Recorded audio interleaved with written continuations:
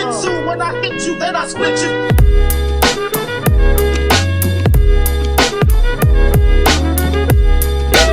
Jiu Jitsu, when I hit you, then I split you.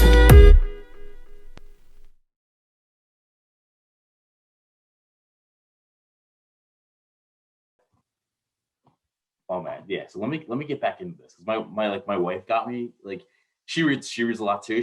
But things she like reads it at night in Okay. bed, but she gets like 2 pages in And falls asleep, right? Yeah. So for me, I'm like, all right, late at night, I'm like, I gotta like sit at my kitchen table, but like this is like I'm reading War of Art.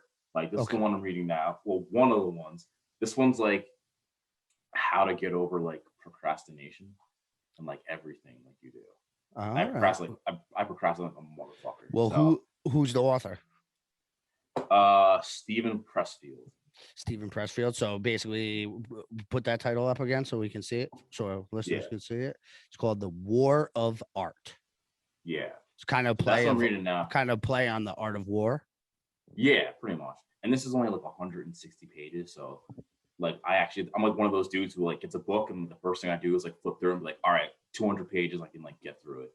And then I got this one, My Toddler Talks. Ooh, what's that about?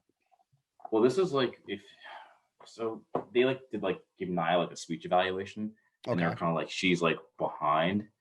But that was like right before she started daycare. And then like everyone's like, listen, she's gonna start daycare. Give it like 3 weeks, and like she's gonna be talking like crazy. So 3 weeks, dude. Like full sentences. Well, that's what remember we were talking about that. I'm like, bro, when she's around other kids, because like she's an only child and like she's not playing, like she has cousins and stuff, but she's not around them as much. So like it's just like doing adult shit. Yeah, I mean, like even like today, it was so weird. Like, so I go to pick her up at like daycare, and there's like a glass security door. So like the grade that's below her, like the infants, like the ones that like starting to walk, when they move them from class to their classroom, they have like this giant school bus. It's like a 8 like kid carrier, and they move them when they're trying to like get them to class. So one of the kids, I'm standing outside like the security door, and one of the kids like just unbuckles their seat and like just gets out and like starts walking towards the glass door. So I'm like, okay, you can't open the door because you need like a 8-digit code to get in and out. Yeah. So this little kid's like waving at me. I'm like, all right, I'm moving back. So then Nia comes around the corner, sees her, and like runs up to her, like grabs her and points at her. And she's like, no. I'm like, okay. And like literally turns her around and like walks her back to the car. And I'm like, I've never taught her how to like do anything like that. Well, because when they're in I'm just moving this mic around. Sorry, guys, because I'm getting a little feedback in my headphones when it's too close. But what's it called? Yeah, I mean, I have 3 boys, and they like, and I also teach a lot of kids. So like, it's funny because people will be like, "Oh, this, oh that." I'm like, dude, they'll police themselves once they know the rules. Like, especially in the academy.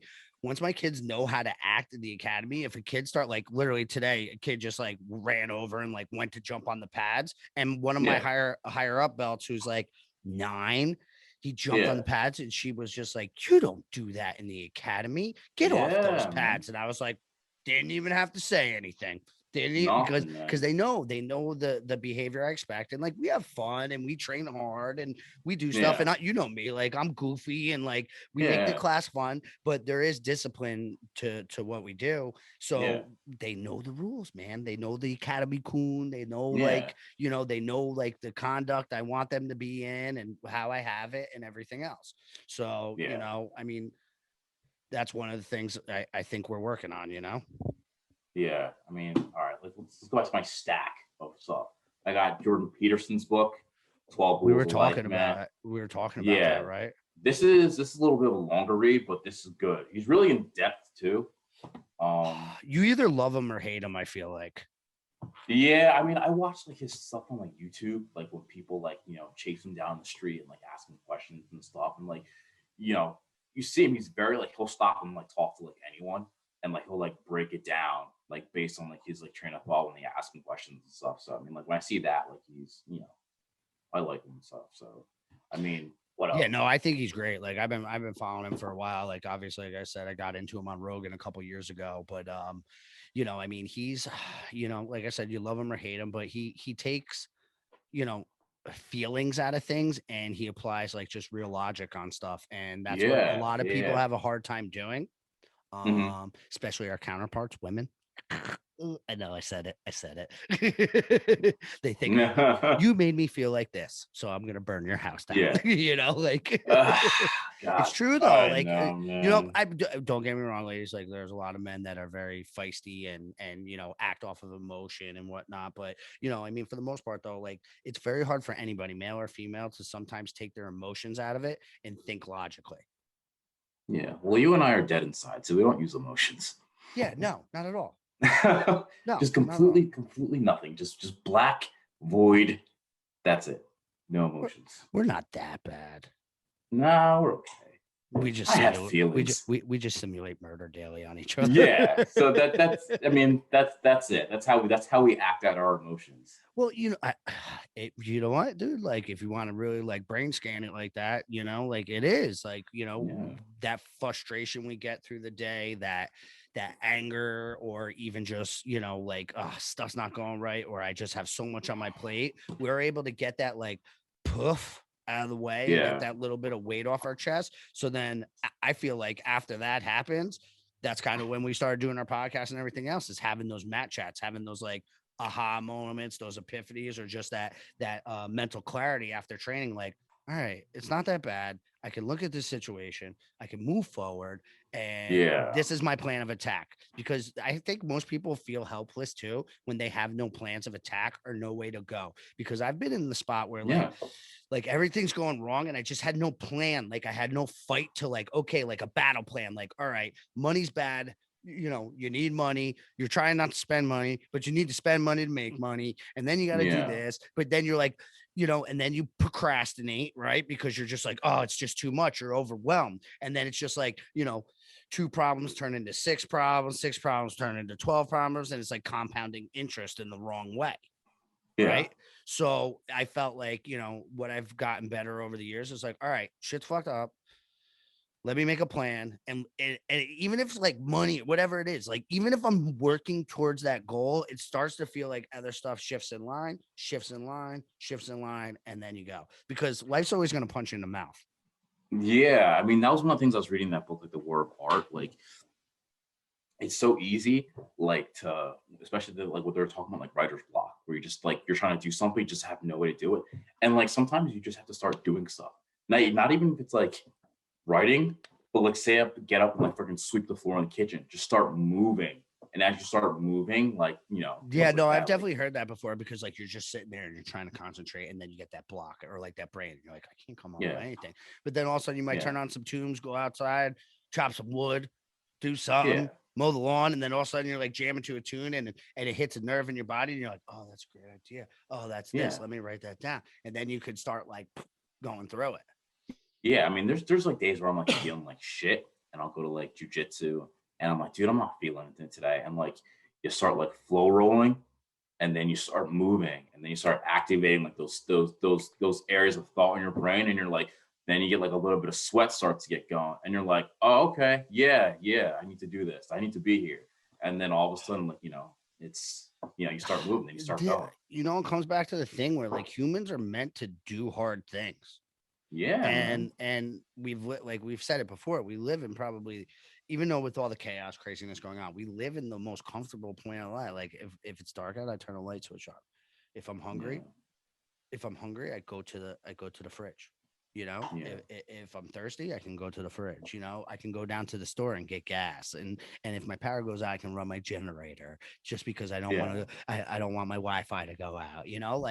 But when you don't, that's why I think we do jiu-jitsu, because it is hard, and it gives us that like still like that tribal feeling. It also gives us that that accomplishment of like, we didn't chase the deer all day and hunt it and bring it back and eat it, but like that was our hunt for the day to get that out. Does that make sense? Yeah. And I think the big thing, like you go back to your son community, like you feel like you're a part of something bigger. Like, people can call it a cult all day, whatever, whatever. I drink the Kool-Aid. I don't give a shit. I mean, like, but but it's like, yeah, you're in part of this family, a community, and we're all moving towards the same goal, our goals may be a little bit different, but at the end of the day, we're just trying to be better. Whether it's martial artists, whether it's people, fathers, husbands, like, It comes full mothers, sisters, circle. brothers, it's just, I I feel don't like know. I feel like it makes you better in every aspect of your life.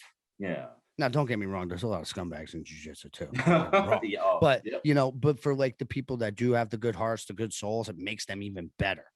And the Yeah, people that are having tough times, it makes it better for them. Just even like some people don't have somebody to talk to. I mean, like think about how many mat chats like me and you have, or like I've over the years. I mean, I've been on the mat for a long time, but I've just talked to guys that like, or ladies even that they're like, oh, I'm having a hard time at home, my husband, my yeah, wife, whatever it is, or dude, I lost my job and like I don't know how I'm gonna pay for training, but like this is the only thing that keeps me sane and blah blah blah. And it's like, and you either can make connections with people or you can get help through it, or they might have an avenue to help you get over this hurdle. So I mean, I think the community, the tribal, it's a brother and sisterhood, man. dude. I remember when I got my first job out of college, I moved to New York for a little bit. So I lived in like Queens for a little bit, and then I moved to Brooklyn.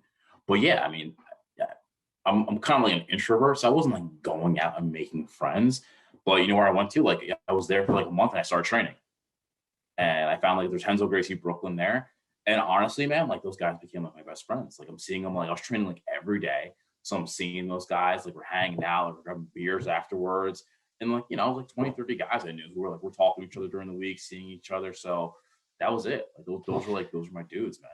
Well, it does, and then it makes it easier to make friends that way too, because like you both have a Yeah. like interest, like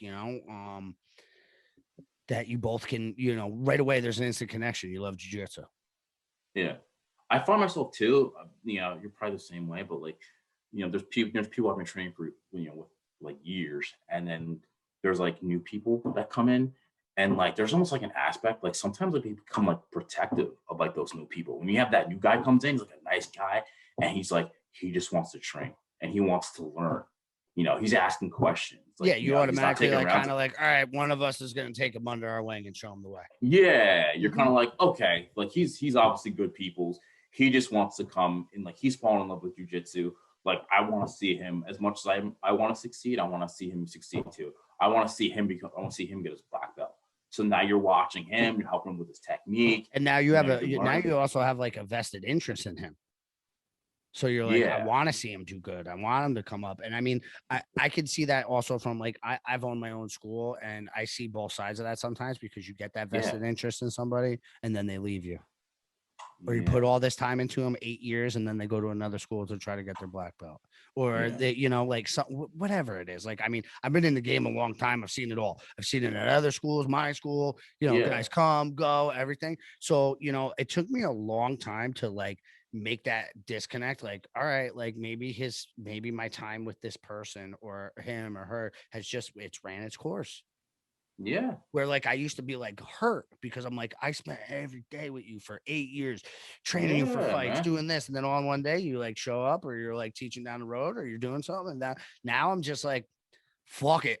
I don't care. Like I'm doing me. The people I want in my gym, I want them to be on that same goal path, same thing, same everything. And if you don't fit in that mold anymore, which is fine, because I make my own mold. I don't fit in everybody's mold. Yeah, and you got your diehards, like there's people can ride with you, like Dude, I have guys that are still with me from day one. I've been in their weddings. I've like, and they're still here, fucking showing up every week.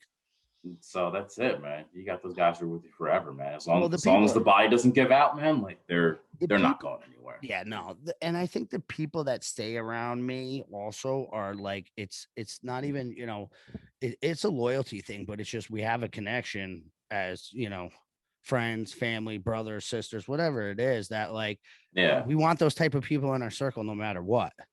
Good days or bad days, I'd still want those people in my circle. Yeah, absolutely. Have my back, or vice versa. I have theirs. Yeah. So. I think that's one of my favorite things, like about the sport, man. Like I said, it's just the family aspect of it, and like the friendship, and like seeing people grow, and people want to see you grow, and like it's just it's natural. It's natural. You know how much time I put into your stankin' ass? Oh, come on, man. Listen, the world knows I got shitty takedowns. All right, man. No, I'm trying, world. No? I'm trying to make him. See, the problem is Drew. If he uses the go juice, he's gonna get you down, but he's got to get that like, come on, I'm gonna get you. I'm gonna get you. But once I get him pissed, then he gets you. You know. So, but I mean, it's one of those things that I think that's just kind of how it's got to go, and that's what's gonna happen. So, but what's it called? So I think once we get to that point, then you're all good. So Yeah, man. I gotta we just work on your a couple more takedowns. That's bangs it. in me, man. Little bang I just bang. gotta get a couple more bangs in me. Yeah. Oh god. It's Yo, so I don't. strong, man. It's It really is. like Yo, and black folk got high blood pressure, so I don't want you going on me, bro. oh dude, I got a check like 2 weeks ago and it's low. It's actually really low. And I was like, I'm like, your machine's definitely broken. Because I've had high blood pressure since I was like 14. Yeah. Since I was It has to born, be. I came out with high blood pressure. What the fuck? What kind of Yeah. machine is this? Yeah. Yeah. So yeah. So what's it mean when your blood have, pressure's high low? Sodium?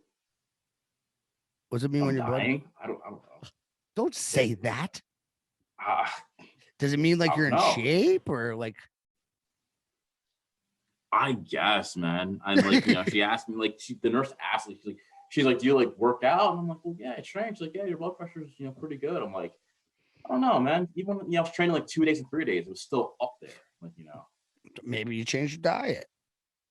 Maybe the bangs are helping. Yeah. Next time my heart explodes, you get so amped up that it just reverses. It's like you gotta slow down, bro. Yeah, the heart's like slowly giving out, so that's why the blood pressure's so low. Because like, dude, you gotta cut on the caffeine because I just can't do this anymore. Oh, dude, that's hilarious. That's too fucking funny. Dude, I know people who drink like 2 before like a workout. Dude, I know people that like drink them like throughout the day, like monsters too. Like they have one in the morning, one in the afternoon, one during the day. Like, and like those ones that like you screw the tops on. You know what I'm talking about? Like those oil can looking things. Yeah. I'm like, bro, and they're just sipping on that all day. And I'm like, holy shit, like 2 packs of Marlboro Reds and they're ready to go. No, I can't do that. No, like me, it's like a little Red Bull if I do. One, even like it's hard for me to even like finish one. Like I'm literally like when I get to the gym, there's like still like quarter of a can left, and I'm just like, all right, I don't want to drink this afterwards. I gotta like pound it now. Yeah, and I'm just like, I could have been fine with just like half a can and like maybe a little bit afterwards to like. But you wanted to make sure that you had back sweat and swamp ass and everything else to go along with it. The shakes, the little eye twitches and shit, right? Man. I'm kind of getting excited though, because now it's starting to get warmer out, and like especially like Saturdays, like Saturday nogies, man. Like we're dropping like what, like minimum like 5 pounds of water easily. Oh yeah, I mean definitely. We had nogi tonight, and it was a good one. It's been, dude, it's like 70 degrees outside, but as soon as that happens inside the school, it's like 80, 90. You're just like, yeah, it's just full sweat box, man. Like 3-4 classes in, you're just like, oh, there's kickboxing, there's this now. It's like, oh, let's trade jiu-jitsu after all that. Yep, boom. Last night was hot too. We did gi and then we sparred. It was like 2-3 hours straight. So it doesn't help. He's a big dude too. Who's that?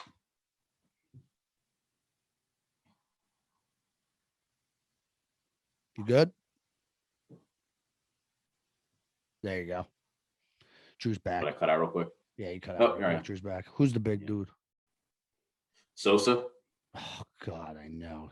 He's a manimal. It doesn't help that like he sweats more than anyone, but he's just a big freaking manimal, dude. I'm just like, oh man, like. Yeah, there's no sleeping. Yeah. There's no rest. No. He just comes at you like a freight train. Yeah. Mm-hmm. Yeah, dude. I remember like training like when he was like 180, 190 training Muay Thai with him, man.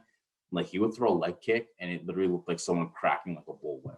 Oh yeah, like he would get so much torque behind it. I'm just like, nope. Oh yeah. Nope. I'm just like, you know what? I'm just gonna sit in the pocket all day and just try and light him off because I'm no way I'm getting on the end of that kid. Yep. Nope. That was last night. He's 230 and still throwing like that, and I felt it. So yeah, no thanks. Whatever. Fuck it. So I said, I'm in the locker room. I'm like, Sosa, getting too old for this. He's like, nah, coach, you still got it. Thanks, buddy. Yeah, twice, thanks, asshole. twice the age of you, fucker. Yeah, like you're limping. You're trying to get on that high step to get back in the truck. Yeah, You're like, I know, fuck. I know. Coach. Yeah. He's like, you're all good, man. Thanks, man. Thanks for the help, man. I'm like, get away from me. Fuck, he's like, get away from me. He's like Cookie Monster. He's the big Latino Cookie Monster. He is. He's that Dominican Cookie Monster, Oh, man. Oh, it's too funny. Good times, man. Yeah, no, training's been going good. We got a bunch of good guys here now, too. I got a bunch of wrestlers, big dudes coming in. So it's been good. We've been getting some good rounds, man. Russell City, man. You see Burroughs lost to Dake. Oh, I know. It's heartbreaking, man. I mean, they're both monsters, so it's like... It's tough. Especially at that. Yeah. Yeah, no, it's tough. It's like, what I saw that. Did you see the picture of him and like going over and consoling him? Yeah. And I read like the expert, and he like Dake was just like went over and he's like, thank you for so much for making me a better wrestler. Like I trained every day to just beat you and get better and win. He's like, I have 2 world titles, you have 5. Like I hope I can match you or even become like, half the wrestler you were or whatever. And it was like a moment, Yeah, man, it's beautiful, especially when you see it in like, you see it in all like combat sports. Usually, listen, when you train at a super high level, I mean, like even just like the regular Joes around the gym and like, you're training every day and you're cutting it out, you have a mutual respect. But like when you're like, that's your competitor, and like there's certain guys that make you better. Like they bring the best out of you. Yeah. And I think Jordan Burroughs is that guy for Dake, like, I think like, because think about it. If Burroughs wasn't there, Dake might've been doing this longer. Yeah. But, I think he's a little younger than Jordan, right? Yeah, he is. So, I mean, this might be the passing torch and he goes on his run. Cause I mean, I think Jordan Burroughs is like what, my age or your age? He's probably closer to my age. And I think he's like getting ready to have like his 4th kid. Good for him laying that pipe. Good for him laying that Olympic gold. Building that dynasty. He's just breeding athletes. Yep. So I mean, he could be. You never know. He could be kind of transitioning. Like I'm sure he'll train forever, but he's probably just like maybe he takes a coaching role.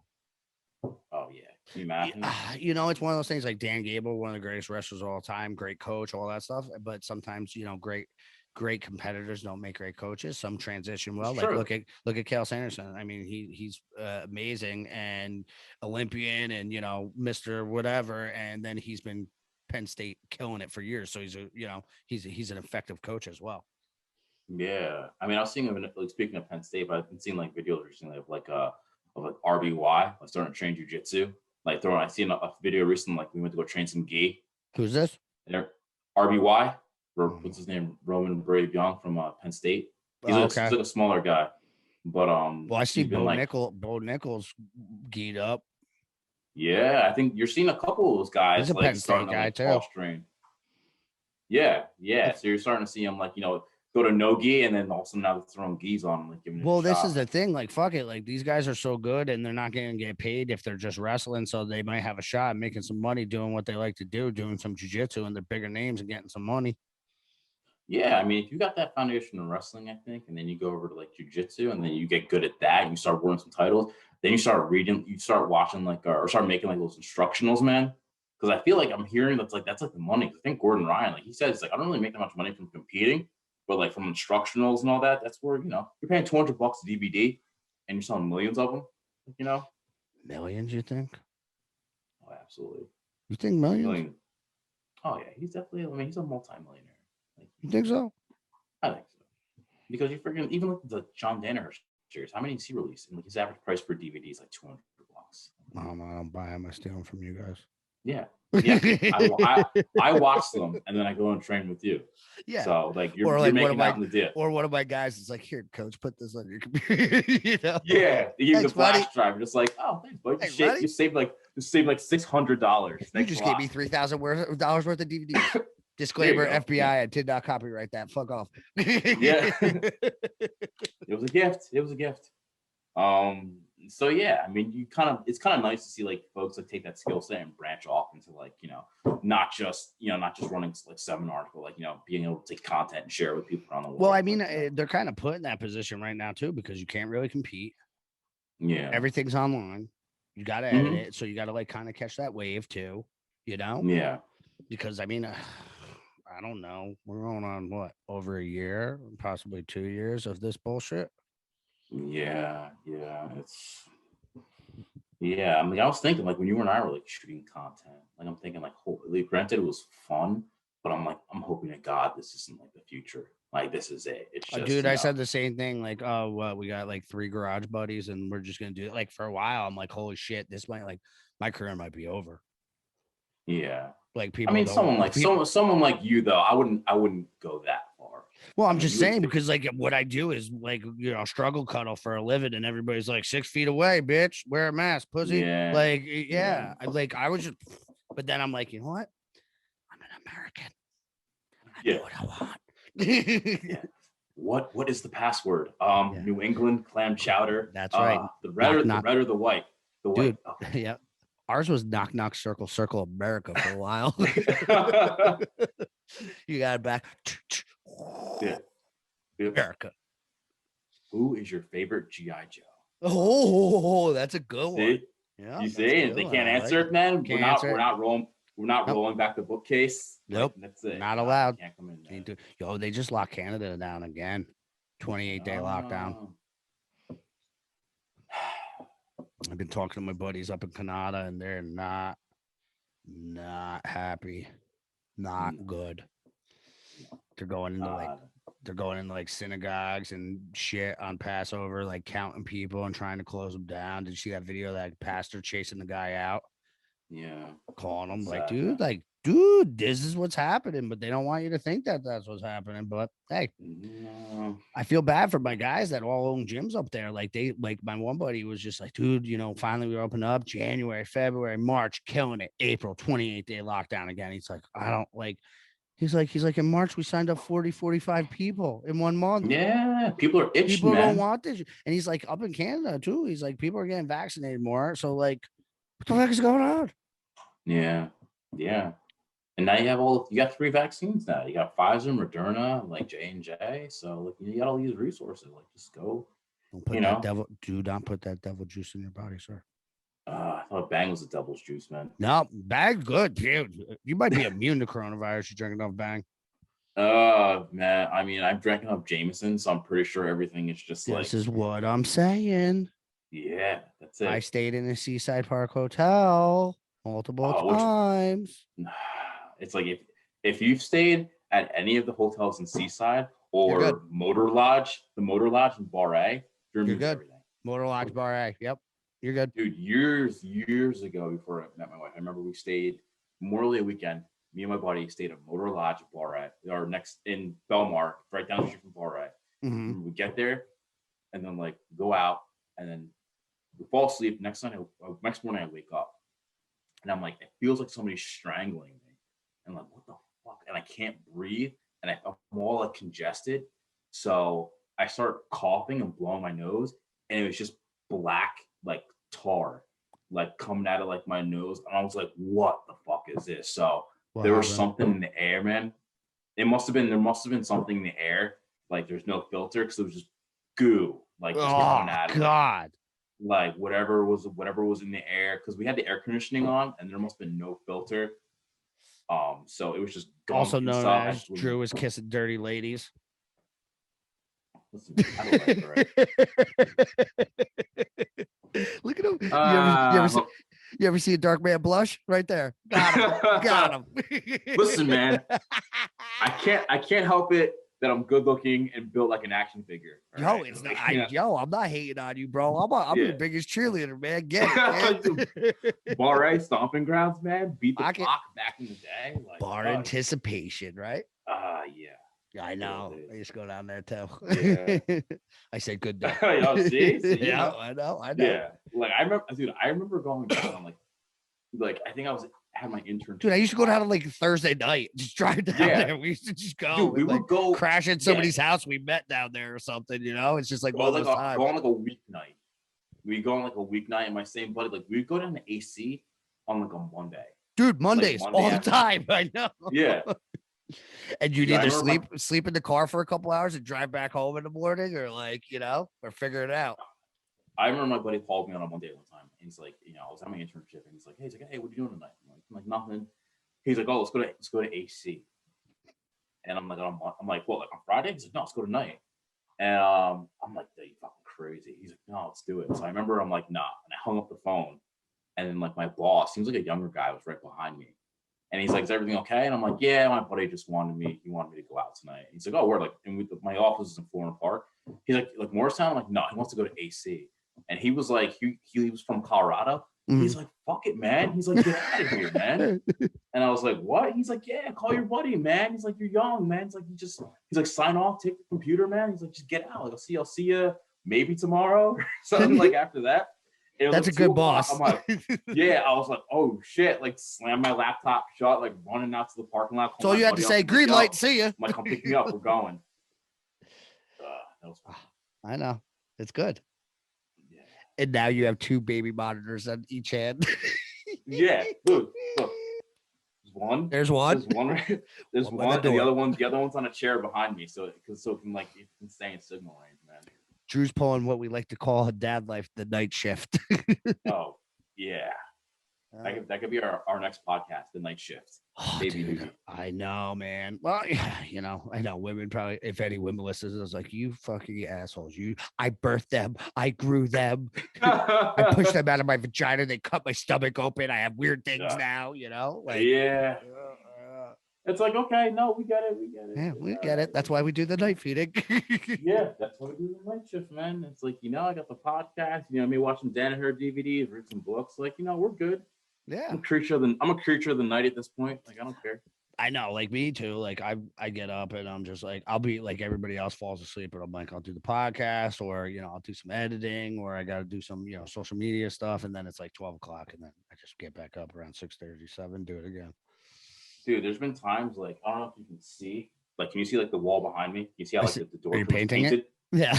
Yeah. I saw I'm probably gonna start that at like 2 o'clock in the morning. Well, dude, because that's the time when nobody's in your shit too. Sometimes. Yeah. Like I got so many kids. Like it's like just have nobody bother you for a couple hours. Don't say bother you. That's a blessing and a gift. Those two. Oh no, I'm not talking about my girls. Like, I'm talking about like anyone else, but like, dude, like tasking, and like I find myself like getting into like deep thought, like while I'm like painting. You probably do while you're like editing. Like your mind just starts going off, start thinking about like everything, man. Oh yeah, I still do plenty of yard work and everything else on top of that shit. And I just painted my wall, remember? Yeah, dude. If I had like spotlights on my backyard, I'd be out doing fucking yard work at fucking 3 o'clock in the morning. Your neighbors would love you. Yeah, just out there just raking, putting down fertilizer. I'd be out there doing that. This guy smoking Parmesan cheese. Yeah, right. How are you gonna waste good Parmesan cheese like that, man? I don't know. How much Parmesan cheese do you drop in a carpet? Yeah. Without a vacuum. Like, don't you have a Dyson, you sturdy fuck? Like I guess cleaning's not top priority when you're a crackhead, I guess, though, right? But at the same time, that's like toothbrush cleaning. Yeah. Right? But I mean, like, how do you not understand after like the first like 1 or 2 puffs? Like, I'm like, I don't understand why is this crack so cheesy? Like, like what? Why doesn't this taste like rubber anymore? I don't understand what is going on. Yeah, this actually tastes kind of delicious. Like, I don't get it. Like, I kind of want, some pasta after this. So, hey. Yeah, it's like, listen, I either need a lasagna or like a slice of pizza after this. I don't know what's going on. God, I know. This is what I do every day when I look at things. Face melt and gone. Yeah, that's a tough one. So what's it called? What do we have coming up though? We're working on we're working on 2 decent guests coming up. So we're working on McDojo Life. That's one. Ooh, and then that's a big one. David Aguzzi. He's the president and founder of Grappling Industries. So hopefully you get some news on the competition front. And I'd like to talk to him to just see how they're navigating everything, because I think, aren't they a Canadian company too? Yeah, he's from Montreal. Montreal. Montreal. Yeah, so he but they're all over the place. You see them in like Ireland, like No, Australia. they do it all over, but So I'd like to see how a Canadian promoter that's international with grappling tournaments is doing and navigating through the struggle yeah, bus of this yeah. So nonsense. yeah, so we'll talk to him and see what's going on and see if there's anything coming up in New York or New Jersey anytime soon. Yo, Hopefully. I'm pumped for McDojo Life, bro. They have the best martial arts videos on I IG. know, I man. don't care what anybody says, guys. If you don't follow McDojo Life, like, and if you just want to have at least a giggle a day, go give them a Yeah, follow. So definitely, yeah, they're awesome. yeah. Check them out. Let's see. Roll Junkie. I saw like they do the snippet of like any of their like their drops coming up. That new Ascension game, man. I'm getting so The excited black with for that. red. Yeah. They did do that. I know that'd be perfect for my school key, right? I keep telling you, man. No. NJ MMA patch with the red I think and black. I think I'm gonna roll with the school the new gray shorts that came out. Oh yeah. I think that's gonna be my Nice, school man. no gi shorts. Got new gear, man. Spitting hot fire. Dial on. Beat the hot fire. I beat when I rhyme. I rhyme when I speed. You know what I'm talking about, right? Oh yeah, dude. Come on now. Come on. Dude, I can't ever get that out of my house. I'm always like, dial on. Yeah, guys, check out Roll Junkie, man. Promo code 2LiveFools will get you 15% off your entire order. If you guys didn't check out Flat Out Dave episode, go check that out because that was a mind fuck of an episode. So yeah, my brain was all tingly after that one. I was like, "What's going on, dude? Where do you I'm in the stand with Matrix. that? Did you think into this anymore, or were you like after that? You're like, I'm not looking at this ever again. Where do you think you where like what do you think? I'm going back into my comfort zone. I'm just like, no. The Earth is round. I'm okay. No, it's all right. He had some good points. I'm not saying I'm a flatter. I'm just saying he had some he had some interesting points. Yeah, there was some stuff that made me think a little bit, and then there's some others like, I don't know, man. I mean, I don't know enough to just be like, you're absolutely wrong. I'm like, you know what? I just hit me with what you know, and then we'll go. I know I gotta sift through the bullshit. Yeah, that's the biggest thing. Let me give me some time. Let me see what's out there. Let me sift. Let me just. But I also know I can't trust the government, can't trust NASA, so I'm like kind of on that side too. So like I don't know. So where the hell do you go, man? You know, man. You know me. Yeah. Go this way, go that way. Find some information over here. I go there. But the other thing too is sometimes you just got to be like, this doesn't make sense. This looks ridiculous. What is the easiest thing that makes sense right now?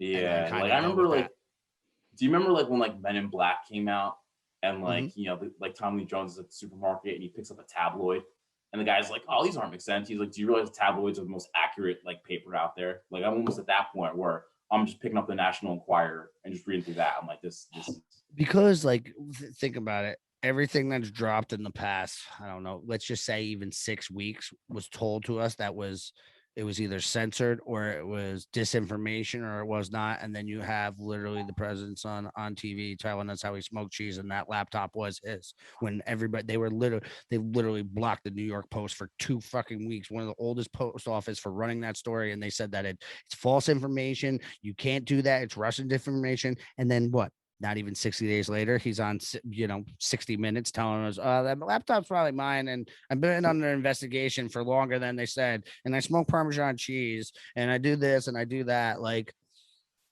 that's like, even if you don't believe in shit, you were telling people they were conspiracy theorists for that. And it's literally came true in 60 days.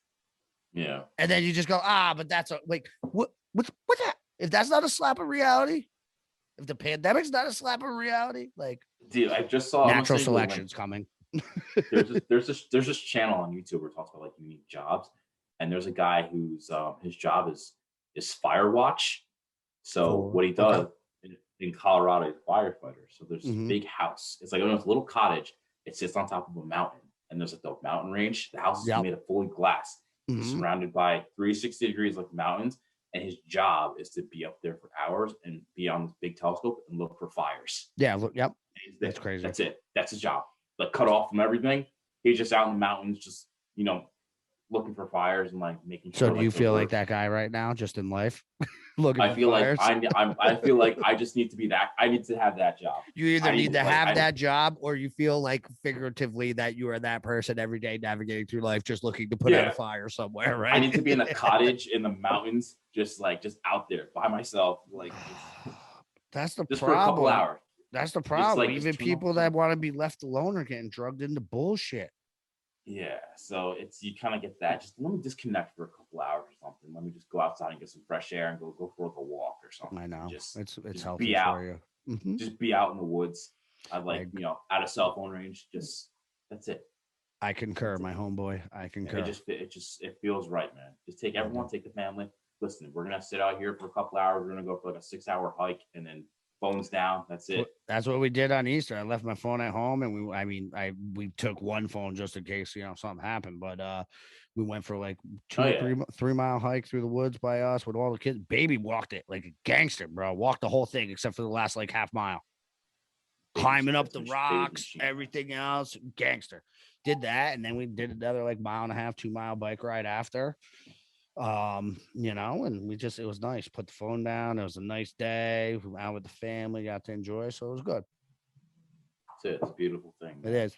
It's getting nice out too. Yeah. You gotta take your shoes off and your socks and just touch the earth with your feet too. That's always a good feeling.